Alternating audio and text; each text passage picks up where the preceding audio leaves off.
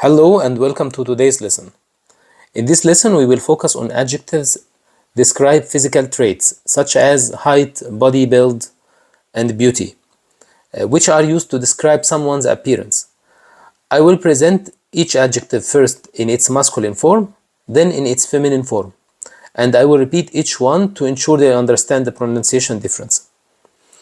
It is important to note that adjectives in Arabic agree with the noun they describe in gender and number, and the female adjectives end with an A sound or A sound, which is actually a ta marbuta. If you have any question, feel free to write them in the comments. Let's get started. طويل طويلة طويل طويلة قصير قصيرة قصير قصيرة تخين تخينة تخين تخينة مليان مليانة مليان مليانة رفيع رفيعة رفيع رفيعة جميل جميلة جميل جميلة حلو حلوة حلو حلوة وسيم وسيم أمور أمورة أمور أمورة وحش وحشة وحش وحشة رياضي رياضية رياضي رياضية رشيق رشيقة رشيق رشيقة كبير كبيرة كبير كبيرة راجل كبير ست كبيرة راجل كبير ست كبيرة عجوز عجوزة عجوز عجوزة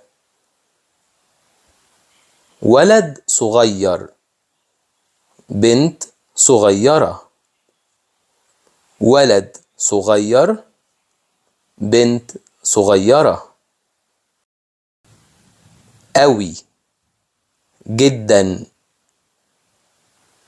طويل جدا طويل جدا قصيرة أوي قصيرة أوي تخين تخين جدا تخين تخين جدا رفيع رفيع جدا رفيع رفيع جدا هو تخين ولا رفيع هو تخين he is fat ولا رفيع or thin هو تخين ولا رفيع هو قصير ولا طويل هو قصير he is short ولا طويل or tall هو قصير ولا طويل is he short or tall هو شكله ايه هو شكله ايه how does he look هو شكله ايه هو شكله ايه how does she look هي شكلها ايه هي شكلها ايه face and color. face الوش، color اللون. أبيض بيضة، أبيض بيضة. فاتح فتحة، فاتح فتحة. أمحي أمحية، أمحي أمحية. أسمر سمرة، أسمر سمرة. أسود سودة، أسود سودة. أشقر شقرة، أشقر شقرة. عين واسعة، عين واسعة، واسعة wide or big. عين واسعة. عين ضيقة، عين ضيقة، ضيقة small or narrow. small eye عين ضيقة. عين سودة، عين سودة black eye. عين عسلية، عين عسلية. عسلية means in the color of honey from عسل. عسلية or also you can say عسلي. عين بني، عين بني brown eye. عين زرقاء، زرقاء blue. عين خضراء، عين خضراء green eye. عين رمادي، عين رمادي gray eye.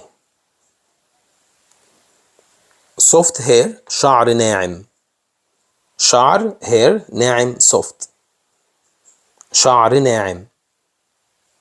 kinky hair or coiled hair is شعر أكرت، شعر أكرت. a nicer word is شعر خشن، شعر خشن. long hair شعر طويل، شعر طويل، طويل long. short hair شعر قصير، شعر قصير. أصلع، أصلع means bald. أقرع،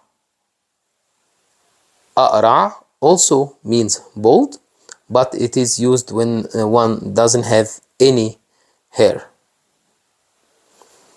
عنده دقن، عنده دقن means he has a beard. He has a beard. عنده دقن، عنده means he has. Also you can use بدقن. بدقن means with beard. بدقن. شنب، شنب mustache. شنب.